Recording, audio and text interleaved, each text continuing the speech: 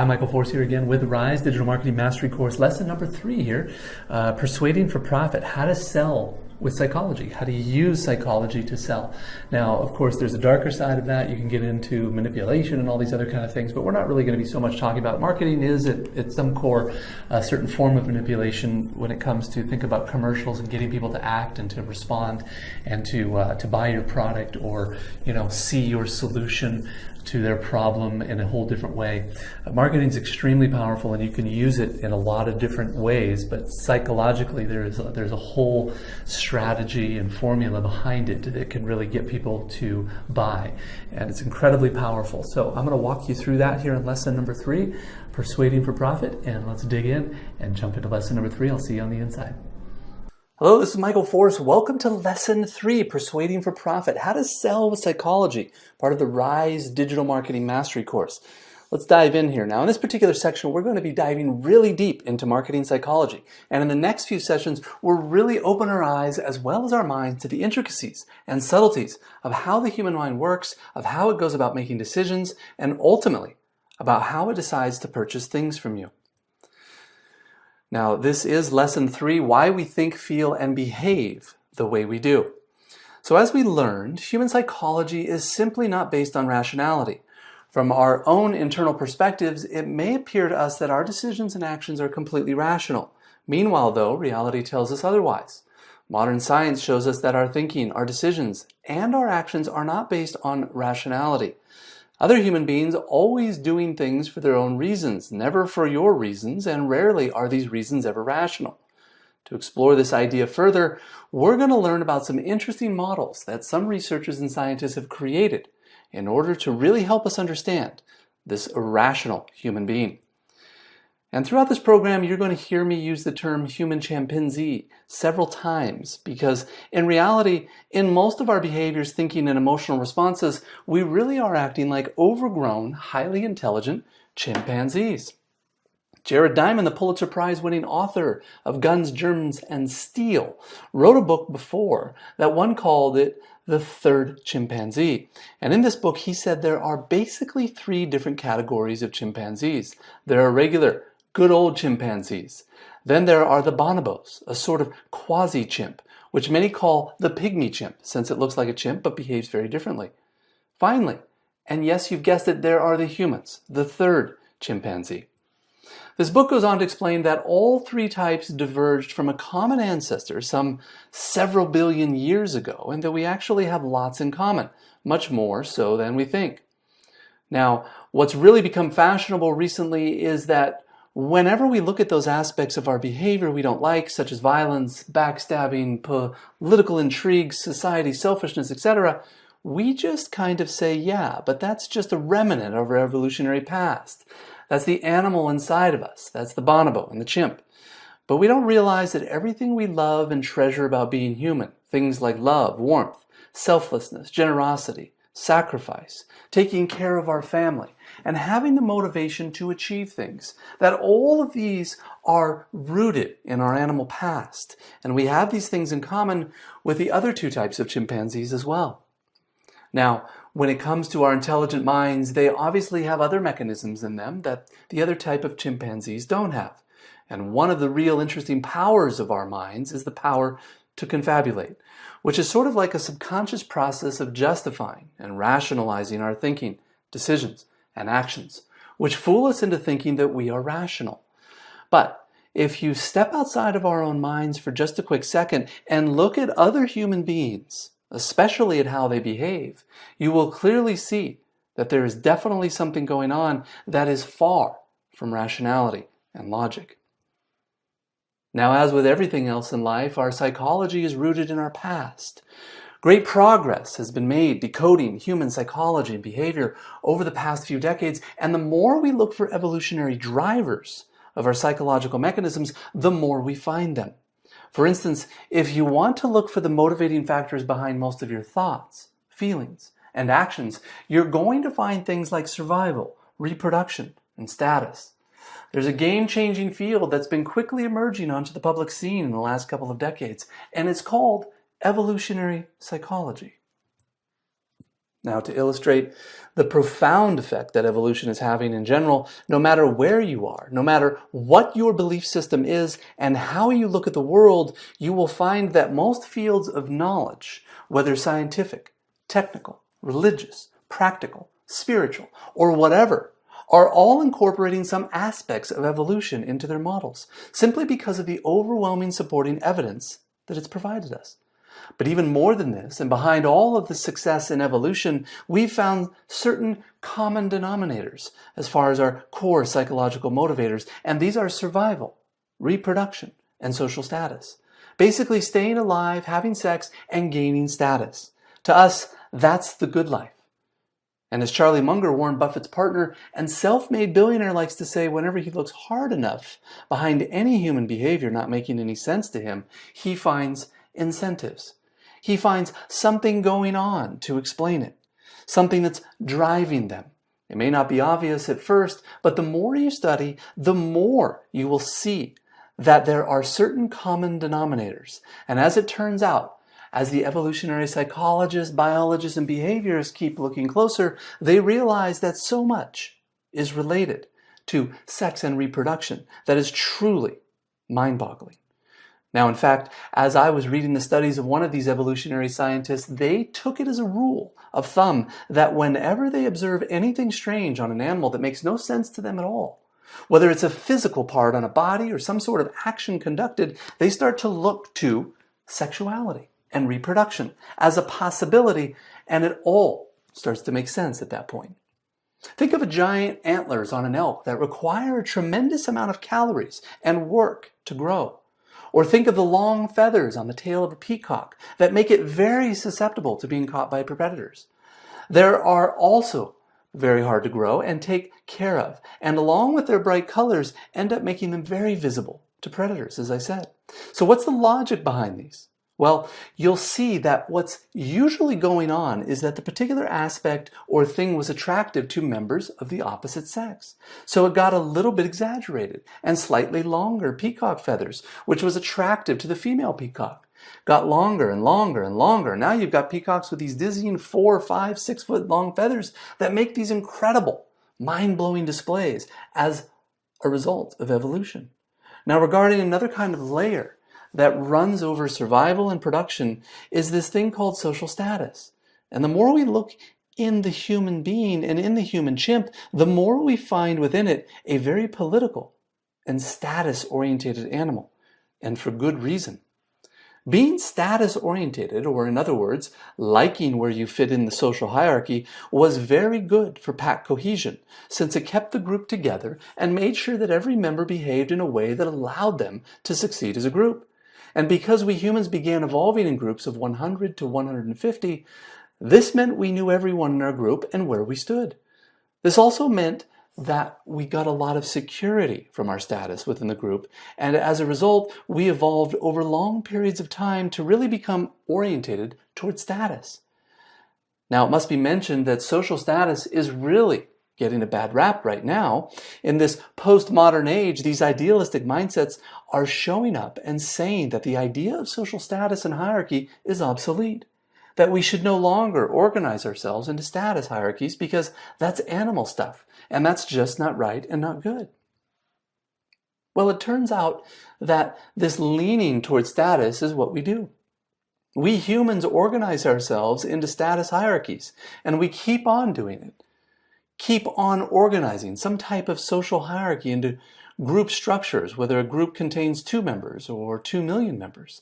And there simply doesn't look like there's anything we can do about it, removing the status orientation in our society. So saying that it's wrong or bad, or pretending that our social status doesn't exist, from my experience, will not make it go away. Instead, it will just make us kind of crazy and make us behave completely out of touch with reality. Now, with that being said, I think that we humans can transcend this drive to status and mold it into something that healthfully, and where the social hierarchy doesn't marginalize or oppress others, and where it can become based on helping others develop and grow. Now, to sum up the most important points to recap and understand is that behind most of our thoughts, feelings, and actions, you will find that survival, reproduction, and status make up our core motivating factors that drive us to get certain things and to avoid losing them. Today we clearly see that we humans have 3 different brains in one. The scientist Dr. Paul MacLean created a model that he calls the triune brain. And in the triune brain, he explains we have 3 parts. The first is an old reptilian brain, which is the little ball at the top of our spinal cord and at the back of our brain. Then we have the brainstem, which grew to what's called the mammal, or emotional brain. And finally, around the stem grew the cortex, or the thinking brain. So inside of us right now, we have a reptile, a mammal, and a thinker. However, the unique challenge is that these 3 brains are just not very well integrated, and the older brains seem to rule the newer. So even though we walk around thinking that it's our logical brain, our thinking brain that's in control, it's usually our emotional brain, and in many cases, our reptilian brain that controls us.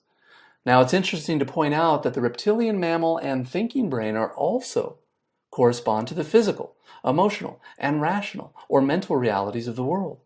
First grew the reptilian brain to interact with the physical world in order to eat, reproduce, and survive. Then grew the mammal, or the emotional brain, which allowed us to bond with others and group together in herds and flocks, so forth, to care for the young and raise them to adulthood. And this we share with all other mammals. Now, on top of the emotional brain grew the thinking brain, and this allowed us to reflect on ourselves, to have an acute awareness of life, and to use symbols and concepts for communication with the world around us. This thinking brain also helped us create logic, which allowed us to learn from the past, to analyze the present, and to predict the future.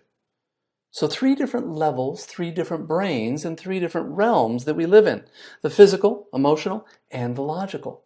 However, these 3 brains don't seem to communicate very well with one another, even though they're organized to run as one. So, what happens? When the reptilian brain gets triggered, in other words, when we're facing a situation we perceive as dangerous, we feel lots of fear. Or when there's a meeting opportunity in front of us, we go right back into the flight or fight brain, and we begin behaving like an animal. Or many folks tend to be really centered in the mammalian brain and are so concerned with what other people think of them, so worried about trying to get approval or loving the other people around them, that they don't use their logical minds to make rational decisions that can help them get ahead in a complex information environment. In a nutshell, most people spend most of their time living in the reptile and mammal worlds. The real bottom line here is that we humans are built and wired for a time that doesn't exist anymore. The modern environment has changed so dramatically from our original environment. We have become homo technologists, living inside of a self-built human zoo. Yet our inner wiring hasn't changed much at all. We're still running around, thinking and acting according to reptile and mammal brains within us. From the beginning, we have evolved in environments where we started living out in the open, and we eventually started living in places like caves, trees, and things like that. But essentially, we didn't have modern apartment buildings and dwellings where we could close and lock the door, cutting ourselves off from the external world. We basically live in a very different environment, which has nothing to do with nature anymore. Now, Desmond Morris wrote a very interesting book called The Naked Ape, where he analyzed humans as just another ape. And guess what he found? Well, we tend to behave most of the time just like other apes. After The Naked Ape, Morris wrote another book called The Human Zoo. And in it, he suggested that when you take animals and put them inside the zoo, they stop behaving like themselves because they don't have their environment anymore. This leads them to severe apathy and makes them depressed and lethargic, kind of just like laying there in their own feces all day. Well, it turns out humans do the same thing, only we built our own zoo and we call it our homes, towns, and cities. And we go in, lock ourselves into our homes every night, and then start getting depressed and apathetic, becoming lethargic and obese. We keep telling ourselves that there's something really wrong, but we never tie it back to the fact that we have now put ourselves inside the human zoo. That we have cut ourselves off from the outside. And it's absolutely crucial for us to remember that our own inner wiring is for living outside, not in the current zoo that we have put ourselves in. This all leads to the reality that we don't make decisions logically, that we make decisions unconsciously and with our own animal, within the mammal and reptile brains. To us, the process of making a decision appears to be rational, so we assume that it appears most decisions are made consciously. However, decisions are made on an unconscious level, and then those decisions are confabulated, meaning rationalized with the conscious mind, as we have learned. And to make things worse, we are completely overwhelmed by communications and choices. Jack Trout said in the West, one of the best positioning, that live in the world's first over-communicated society. That we live in the world's first over-communicated society. He said that back in 1980, by the way, 3 decades and a half ago, let that roll around in your head for a minute, the level of choice we have today is literally immobilizing us, and the average person has essentially no hope of silencing the ever-increasing noise. We are dramatically over-communicated, and we are absolutely inundated with communication, distractions, and all kinds of other junk. The choices we have are also completely immobilizing us. It's gone way beyond having just a few choices that now we're completely immobilized by choice. There are just way too many of them. Many of us don't understand that all of our time, effort, and attention is being taken by machines, by the internet, and by others, and so that we're so overwhelmed that this is actually now becoming the normality. It's what we're getting accustomed to. Another important psychological insight to succeed in marketing is that humans are twice as motivated to avoid pain as we are to get pleasure. A wide variety of studies have shown that we humans will pay twice as much to avoid pain as we will to get pleasure.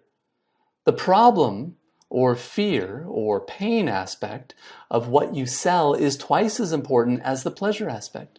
So why would this be? Why would we humans be twice as motivated to avoid pain as we are to get pleasure? Well, the simple explanation is probably that in the environment we evolved in, something bad happened. It was simply game over. If we didn't escape from the saber-toothed tiger that was after us, we died.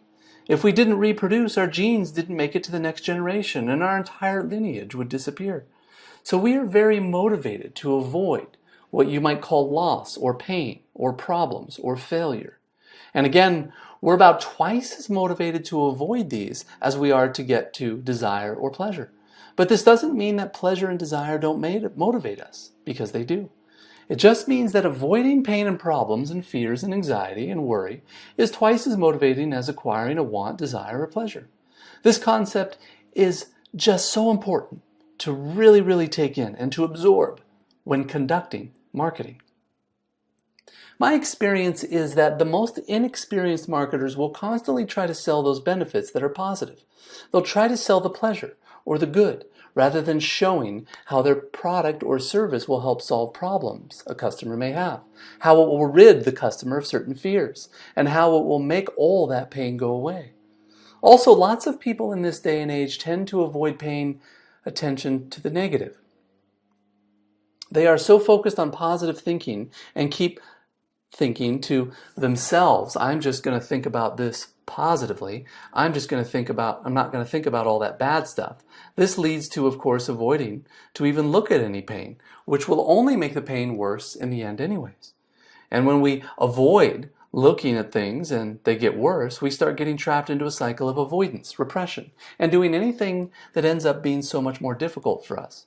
So remember, we are twice as motivated to avoid pain as we are to get pleasure. And it's absolutely imperative that we use this in our marketing and use it when communicating with prospects and getting customers for our business. When we have a need, the entire process behind our thoughts and decisions change. A person who is experiencing a need, whether it's a craving, a desire, or fear, becomes an entirely different animal. Basically, when we're under the extreme pressure of a need, we become single-minded in our quest to satisfy. So the general rule of thumb here is the stronger the need, the more we behave like a mindless animal.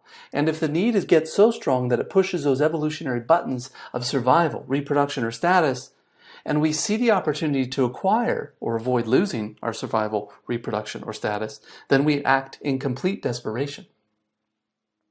The point is that when a human being goes from a neutral state of no need to the charged state of in great need, the way that our minds, emotions, and bodies work will drastically change. For example, think about when you've had a really healthy and satisfying meal you like. You probably devoured that meal and really enjoyed it. An hour later, you probably felt happy, full, and satisfied. Now, in relation to the food you ate, what's your thinking? What's your feeling?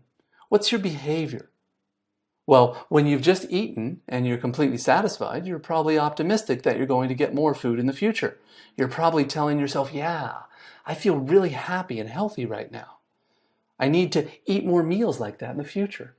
I'm going to do all I can to avoid all the other crap I usually eat. Hey, maybe it's a good time to start using those free gym exercises visits I won the other day. Yeah, that sounds like a plan. Okay, now contrast that with a time in your life when you remember not having anything to eat all day. Maybe you didn't have a chance to eat from the time you woke up until the time you got home late at night. Maybe you got really busy or were traveling somewhere and got stranded.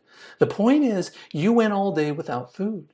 Now think about how you feel about food and your relationship to it. When you're really hungry, all of your thoughts and logic and strategic long-term thinking and health, they fly out the window. And all that comes in is, I want food now. In fact, this is probably one of the reasons why we eat so much junk food. It's because we wait until we get hungry before we choose what we're going to eat, and it turns out that eating and survival are very close related things. So, this extreme hunger, this presence of a dire need, pushes the survival button inside of us. When it gets too strong and then we stop behaving like a rational human being and start behaving like a hungry animal that will do anything to get food. Humans also tend to get extremely cranky and irritable when hungry, and honestly get so much more animal-like when they're hungry. I know I do. Another important point is that when humans are very bad at figuring out how much things are worth, money, value, and prices are very confusing to humans. We are constantly looking for cues, criteria, and comparisons to understand how much products and services are worth. The invention of money was a beautiful moment in our evolution as humans, but it was also a very challenging moment. When we created money, it allowed us to exchange one thing for another extremely quickly and easily.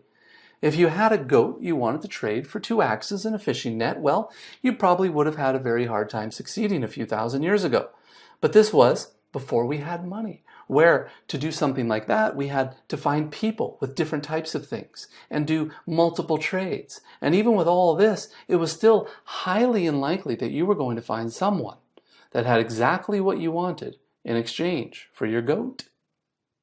But now, you just sell your goat and use that money to get the axes and the fishing net. Such a smooth and simple process with money. Or is it? Over the course of our history, the medium of money changed from gold and silver. It changed from shells and wine. It changed from grain and other material things that actually had real value when used by themselves. And now it has changed to coins and paper bills. Now, that little leap really screwed a lot of people up because they couldn't really think about what they could do with the coins and paper bills. The idea of money became even more abstract, and after that it became numbers on a screen or the things you look at inside of a computer screen. Today, money is very abstract, and most humans just can't even deal with it. We hear that the value of their currency is going up and down in relationship to other currencies. We hear that we have nothing that backs our currency anymore, that's just agreeing to use it. We just close our eyes and shake our heads and say, I can't deal with this. So number one, we humans think that money is value. Number two, we don't know how to compare the value of things to each other because all we can think of is how much they are worth in terms of money, which has no real value. And three, when we get confused, we just kind of start shutting down. We put our heads in the sand and avoid wanting to think about it anymore. And all of this adds up to prospective customers who need clarity. So as a professional marketer, as someone who wants to go out there and start getting customers for their business, you cannot hope to cut through all this inner and outer noise without some focus. You must know what exactly you're offering. You must know what it's for and what the benefit is. Then you must present it to the irrational human mind, the irrational human chimp. If you don't do this, you might as well not even begin. Because, again, you're dealing with too many layers of challenge. You're dealing with the irrational human mind and the confusion around money and value. You're dealing with customers and prospects that are immobile and have a huge inability to focus because we have too many distractions, choices, and interruptions. You're dealing with humans that live in an environment that's so alien to the one we evolved in and which has screwed up so many other ways. You're also dealing with humans who need some clarity. Therefore, you must be super focused. You must understand that all this and understand exactly what you're offering. You must understand who you're talking to, where to find them, what the benefits are, and how it helps them avoid pain. You must then understand how to present all of this to the irrational part of the human mind. Because again, if you're going to do your job as a business person, a marketer, then you're finding people who are actually in need. And you're not just trying to sell whatever you offer to some random people. So again, they're in a different mind frame. You've got to present it in the rational human mind in a way that makes sense to them, that allows them to buy, to enjoy consuming, to make a good decision and to feel good about it. And if you don't do this, then you might as well not even start. So let's do a quick exercise, appealing to the irrational human. Humans are irrational in most of their decisions, communications, and behaviors, as we said, which is the result of irrational forces driving us. To succeed in marketing, you must abandon logic and begin considering and appealing to the irrational motives in drivers hiding the shadows of human psychology. So take a few minutes and answer these questions. When have you expected people to buy your products or services simply because it was the logical choice or the logical thing to do? When have you believed that if you offered a better product, people would buy it? How can you begin appealing to the irrational motivators that are really driving most human thought, communication, and behavior? Go ahead and answer those questions, and I will see you in the next lesson. Again, this is Michael Forst, and we'll see you there. Take care.